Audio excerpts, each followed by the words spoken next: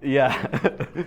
Well, guys, I wanted to give you guys like kind of a pep talk for 2024.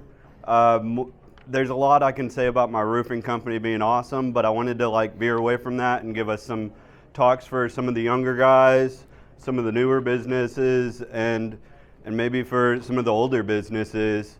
So I thought it would be great to go through a few things that I've learned in the last few years. I've been in roofing for 13 years.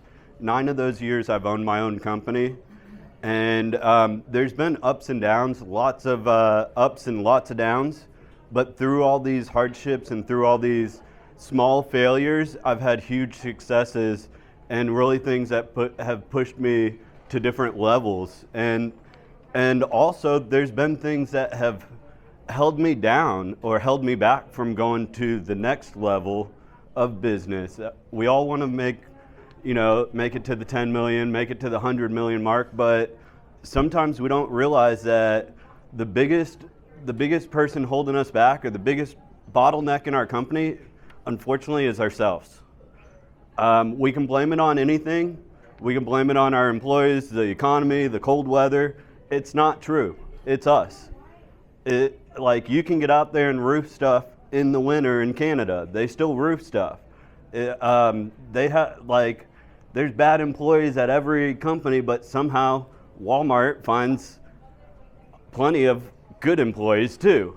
So I just wanted to go through a few things that have helped me kind of break through the ceilings at different levels of my company.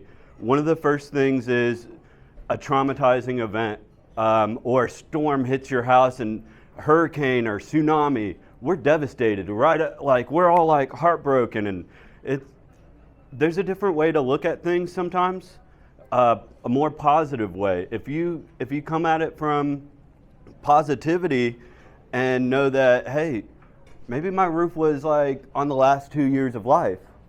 I have insurance. It might be like a 5-minute phone call to get this thing fixed, but I'm gonna cry about it for 2 hours, maybe 3 weeks, and not do anything. I might even stick my head in the ground, not do anything for 2 years. Whatever. But it's not just a storm that hits your house. It could be a storm it could be any type of storm. It could be relationship drama. It could be a divorce or something else that has really gotten you down, that has immobilized you. And so I just want to let you guys know that I've learned to go head first into discomfort. An angry customer calls, and I used to try to pass it off on a manager, pass it off on this manager, but most customers just want to hear from the boss or hear from somebody that cares and just knows that, hey, they're trying to work on a solution that's going to be good for both of us. So discomfort is good feedback. Discomfort points to what you need to change most of the time. That's my second point. My third thing that I learned in a lot of my struggles in growing my business was living and leading by example. Identify your core values and then live by them.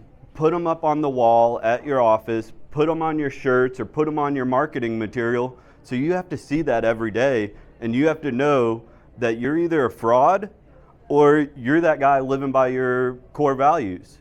I have my core values on my office wall, so when I walk in, I gotta see integrity. I gotta see growth mindset, positivity. It's hard to walk into my office, see positivity, and not be positive. I don't wanna be that faker. So live and lead by example and your core values. Figure out what your core values are and then live by them. Live by them at work and at home. You can't be a different guy when you go home. The thing that I touched on the first was the first person that needs to change. Nobody else is going to change in your office before you. Some people might, but you're going to get a lot more buy-in and a lot more of your team wanting to grow with you if they see you growing and they see you successful. If you're not living by example and you're not changing yourself in small changes to make yourself better every day, then why do you expect your team members to do that? Why do you think they should carry you to the next level? You should be carrying them with you to the next level. Then I would say with this, I had to make a huge change a few years ago. I used to like to drink beers after work. My wife started getting mad at me about drinking too frequently or having too many certain nights. And so I had to cut it out completely. I changed for myself, and that's when a lot of things started clicking for me. And I was like, oh shoot, I don't have core values for my company. All these other companies do. And so it kind of gave me the extra time in my life to figure out, hey, I need to be doing a certain amount of reading a day. I need to be doing a certain amount of spiritual guidance every day. And I need to be doing some healthy stuff like working out or walking every day. And then, honestly, my team started wanting to do the same thing. We started a book club every week that we were reading a empowering book. And it was helping me a lot more than it was helping my team. But my team was also getting better by these things. The next big thing is if you want to move mountains and you want to make huge changes to your company, start with the hardest thing. Tackle the hardest thing first. Everything after that is going to be easy. I had people that worked with me for years that helped me start my company. They were great people, but when I wanted to level up and set my core values and they didn't follow my core values, it was very hard for me to let them go and move on. But there's a lot of business owners and leaders that tell you, hey, if these people aren't gonna level up with you, they might not be made for the next level. You can't bring everybody to the next level if they don't want to go with you. So tackling the hardest thing first will make a lot of the other stuff fall into place for you.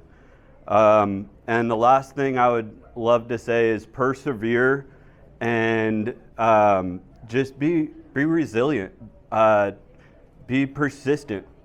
Small changes compound over time to large results. So just know that there is a light at the end of the tunnel, and you are going to get to the end of the tunnel at some point, and there'll be another tunnel at the end of that. That's just life. But persevere and keep going, because that's what everybody around us wants us to do. That's all I got.